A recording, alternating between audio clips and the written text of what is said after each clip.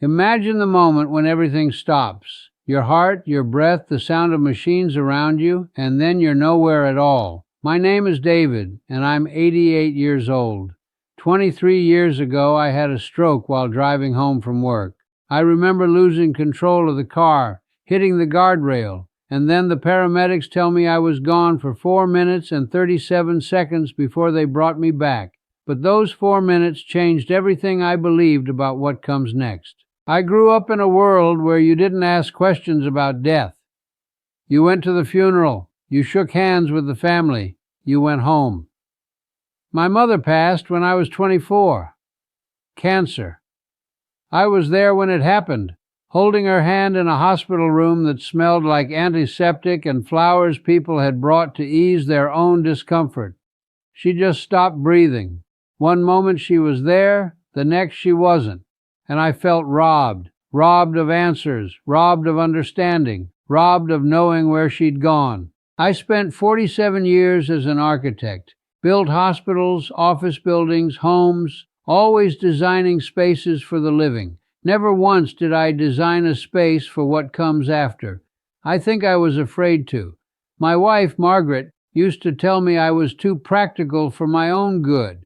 She'd be reading something spiritual, something about the afterlife, and I'd dismiss it.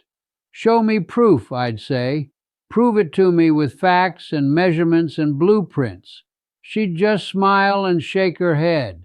The day of the stroke, I wasn't afraid. I was 65 years old, felt healthy, had no warning signs.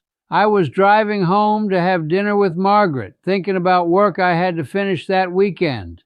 Then the right side of my body went numb, and the car drifted left. I remember the sound of impact. I remember my head snapping against something hard. And then nothing, except there was something. I found myself standing in the house where I grew up, the one my father built with his own hands in 1947.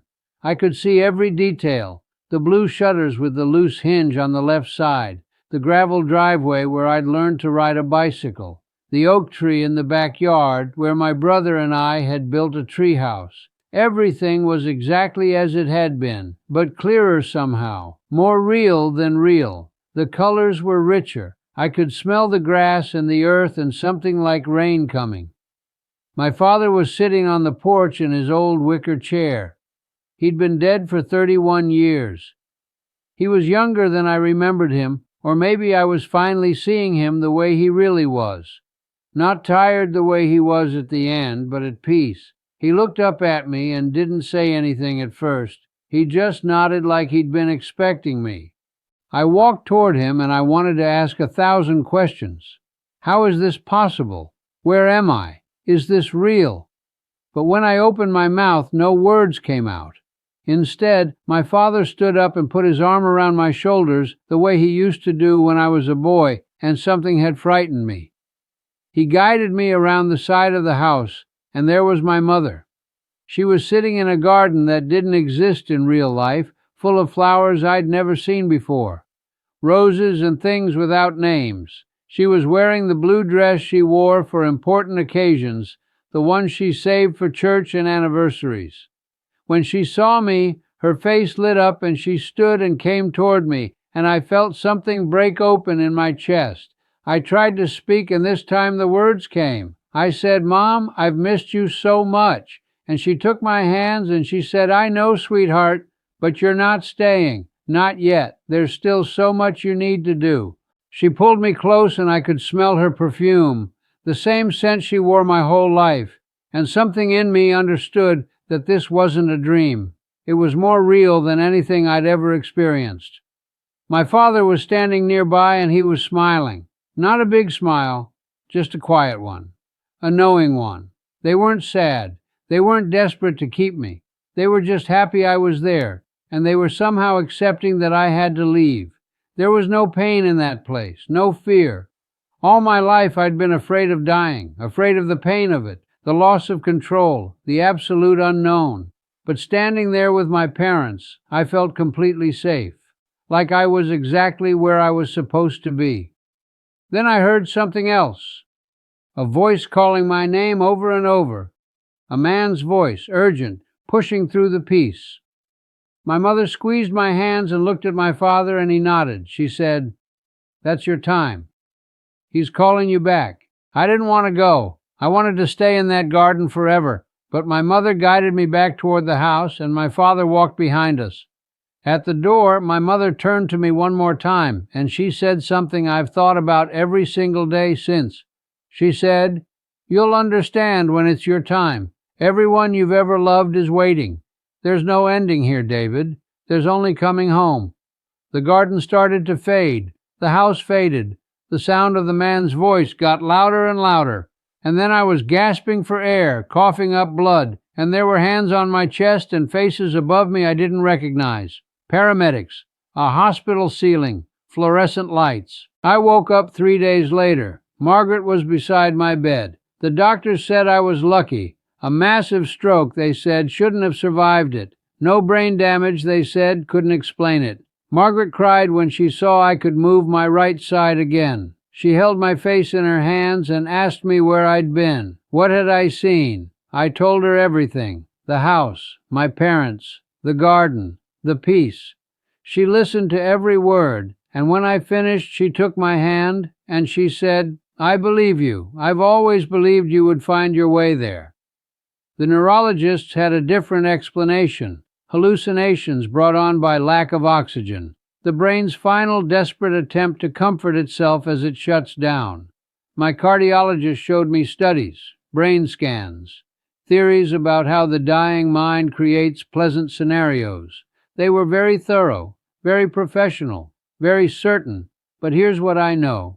I've lived 88 years. I've designed hundreds of buildings. I've calculated loads and measured angles and understood how the physical world works down to the millimeter. I've never been a man prone to flights of fancy, and I know the difference between a hallucination and something real. A hallucination is fragmented. It doesn't follow logic. It dissolves when you try to hold it. What I experienced was the opposite. It was more coherent than my memories of real events, more consistent, more meaningful. I can remember every detail of those 4 minutes like it happened yesterday. The exact shade of blue in my mother's dress, the temperature of my father's hand on my shoulder, the names of flowers in a garden that doesn't exist in this world. I'm 88 years old now. My hands shake. My knees hurt when it rains. I misplace my glasses 3 times a day. But I remember my parents' faces in that moment more clearly than I remember my own reflection in the mirror.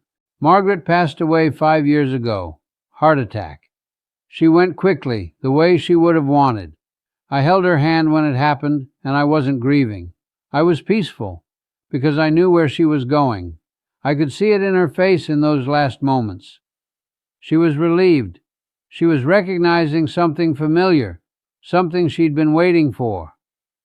People ask me if I'm afraid of dying now, and I tell them no, I'm not afraid. I'm curious the way you're curious about coming home after being away for a long time. You know the door opens. You know the people inside. You know what it feels like to be welcomed. I don't know if what I experienced fits into any religion's version of the afterlife. I don't know if it's scientifically explainable. I don't know much of anything anymore, if I'm being honest. But I know what I felt, and I know what I saw, and I know it was real in a way that most of this life isn't. I think about my parents sometimes, the way they looked at me in that garden. Not desperate, not trying to convince me of anything, just patient, just knowing that someday I would understand. I'll see them again. I know that now. Not in some distant abstract forever, but in a place that feels like home.